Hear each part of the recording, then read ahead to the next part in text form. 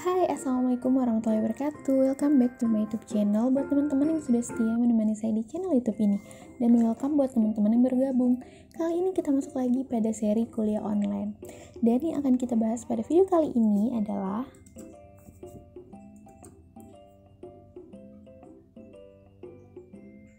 terkait teori belajar dan motivasi. Untuk itu tetap semangat dan siapkan catatan terbaikmu.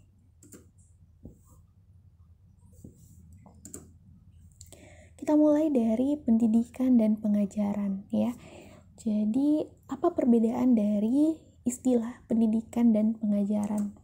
Nah, kalau mendidik itu erat kaitannya dengan mengkonstruk attitude ya. Jadi bagaimana kita membentuk attitude dari siswa kita ya, sikap maupun kebiasaan atau habit, behavior ya, atau karakter. Jadi mendidik ini sangat kompleks ya, karena bagaimana kita bisa membuat pola yang baik ya, baik dari sikap, karakternya, dan kebiasaannya maupun sopan santunnya. Jadi memang tugas kita sebagai pendidik ini sangat kompleks ya.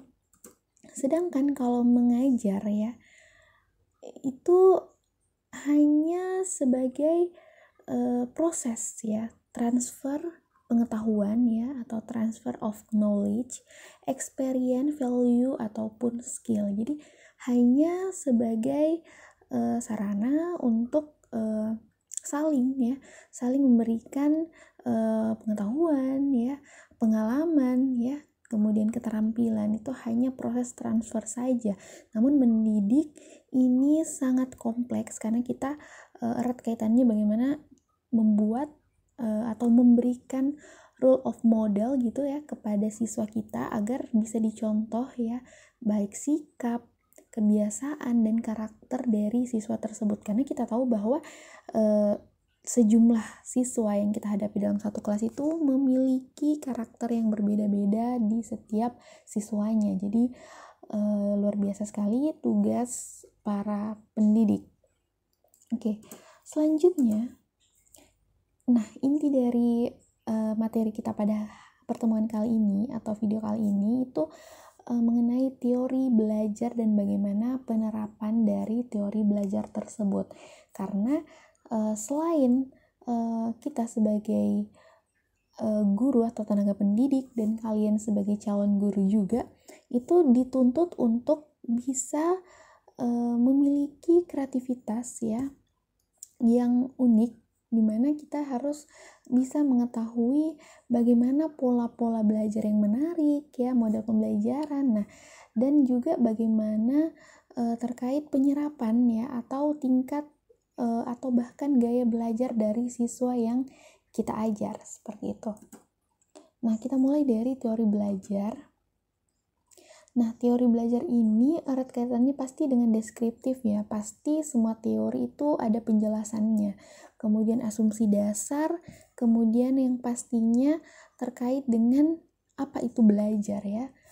Kemudian yang perlu kita ketahui lainnya adalah tujuan belajar. Jadi untuk apa belajar? Nah, itu yang perlu kita ketahui, dan itu erat sekali kaitannya ketika kita membahas teori belajar.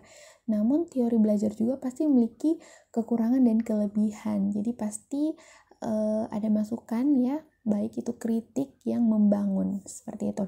Kemudian dari teori belajar ini juga pasti terdapat teori instruksional ya. Jadi pasti ada perspektif masing-masing ya, bagaimana pengaruh teori belajar itu dan terapannya, kemudian bagaimana model-model proses belajar mengajar.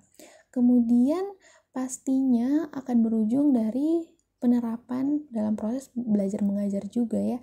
Nah, dalam proses pembelajaran ini ya, untuk menerapkan teori belajar maupun teori instruksional, itu pasti kita tergantung lagi pada kenyataan dalam kelas. Nah, jadi bagaimana kondisi kelas yang kita ajar, baik itu siswa ya, maupun sarana dan prasarana. Kemudian bagaimana dengan pengaruh teori belajar ya terkait dengan siswa-siswa kita yang mana yang cocok untuk kita aplikasikan, yang pastinya membutuhkan keterampilan mengajar. Jadi luar biasa sekali kita dituntut untuk inovatif dan kreatif ya. Oke, kemudian yang pastinya ketika kita memiliki keterampilan mengajar, pasti kita bisa menjelaskan secara terperinci ya, atau membuat atau mendesain langkah-langkah dalam proses belajar mengajar tersebut. Oke. Nah, kita bahas dulu ya, atau saya perkenalkan dulu berbagai macam teori belajar ya. Di antaranya ada aliran tingkah laku atau biasa disebut behavior. Nah, ini banyak sekali ilmuwan-ilmuwan ya yang meneliti terkait aliran tingkah laku, di antaranya Thorndike, Watson, Card, dan Edwin. Jadi bisa dilihat ya, Skinner. Kemudian untuk aliran cybernetik itu juga ada ya. Kemudian aliran humanistik termasuk Bloom juga. Nah, kemudian aliran kognitif ada Piaget, Ausubel, dan Brunner. Jadi ini adalah berbagai macam teori-teori belajar ya dari para ahli juga ya. Nanti kita akan bahas satu persatu terkait teori belajar ya dari aliran tingkah laku dan sebagainya. Nanti kita akan bahas semua yang kalian lihat ini. Namun untuk pada pertemuan kali ini kita akan bahas sedikit ya, kita ulas sedikit terkait tingkah laku atau behavior.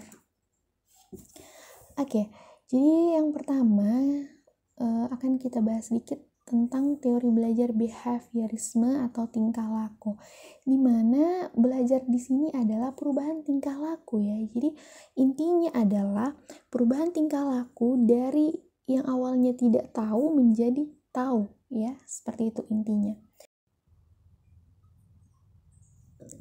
Jadi intinya adalah belajar di sini adalah perubahan tingkah laku. Jadi yang awalnya tidak tahu menjadi tahu. Nah, dari mana ada proses perubahan tingkah laku dari tidak tahu menjadi tahu? Pasti dari proses belajar mengajar ya.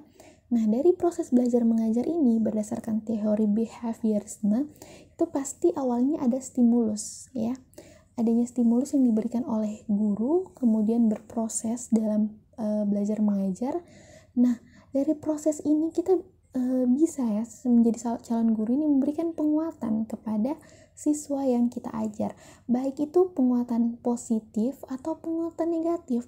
Apa maksud dari penguatan positif? Jadi penguatan positif ini bisa berupa verbal ya, seperti wah bagus, wah benar sekali, pekerjaanmu bagus, seperti itu.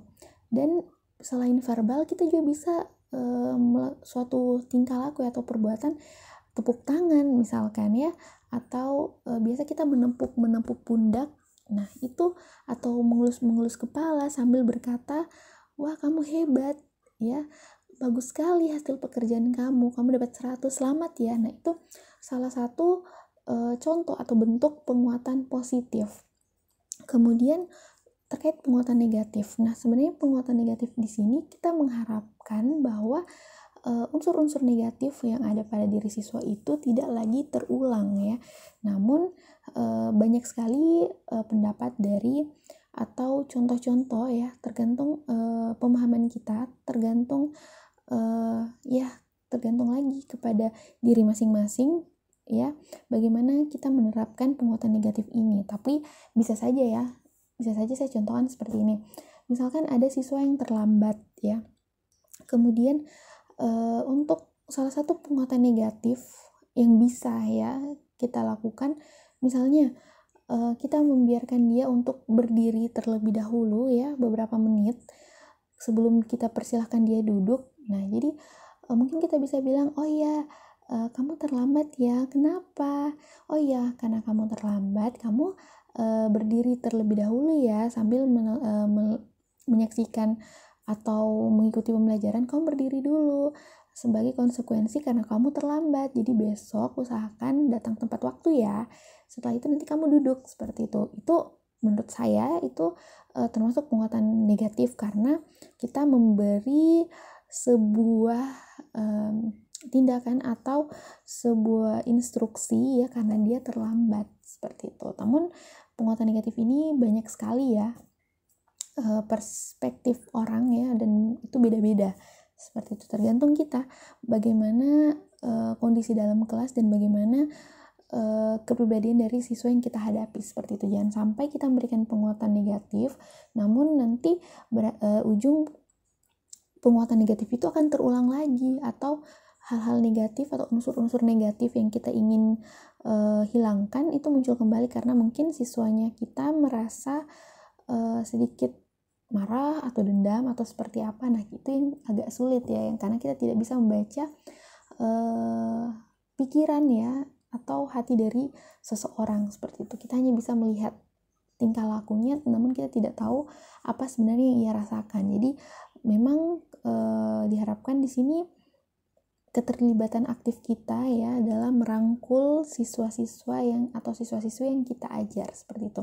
Sehingga dari proses pembelajaran tadi ya, dari penguatan yang kita berikan akan menimbulkan respon yang kita harapkan dalam proses pembelajaran tentunya, dan untuk tingkah laku dari siswa yang kita ajar tersebut. Jadi intinya kita mengharapkan ada respon ya. Jadi faktor lain ialah penguatan atau reinforcement yang dapat memperkuat timbulnya respon. Jadi kita memang perlu ya, untuk berdasarkan teori belajar behaviorisme ini diperlukan penguatan ya untuk memperkuat timbulnya suatu respon dari siswa. Jadi reinforcement ini bisa positif dan negatif. Yang terpenting adalah masukan berupa stimulus dan keluaran berupa respon karena dapat diamati, seperti itu. Namun dari teori belajar tersebut atau teori belajar behaviorisme ini juga memiliki kelemahan di mana tidak mampu menjelaskan proses belajar yang kompleks dan tidak semua hasil belajar dapat diamati dan diukur, seperti itu. Nah, aplikasi behaviorisme dalam proses belajar mengajar meliputi langkah-langkahnya. Nah, di sini kita bisa menentukan tujuan instruksional, menganalisis lingkungan kelas, termasuk entry behavior mahasiswa atau siswa kita, menentukan materi pelajaran, memecah materi pelajaran menjadi bagian-bagian kecil, kemudian menyajikan materi pelajaran, memberikan stimulus berupa pertanyaan, tes, latihan, atau tugas-tugas, mengamati dan mengkaji respon yang diberikan, memberikan penguatan positif ataupun negatif, memberikan stimulus baru, kemudian bisa mengevaluasi hasil belajar dan memberikan penguatan, dan seterusnya. Jadi diharapkan dari respon yang kita berikan atau stimulus yang kita berikan itu akan menghasilkan sebuah respon yang sesuai dari apa yang kita harapkan. Jadi ini adalah inti dari teori pembelajaran behaviorisme. Jadi ada stimulus dan respon serta penguatan yang positif maupun negatif, seperti itu. Bisa dipahami ya? Nah, jadi sekian dulu terkait teori belajar behaviorisme. Untuk lebih jelasnya nanti kita akan sambung di video berikutnya. Assalamualaikum warahmatullahi wabarakatuh.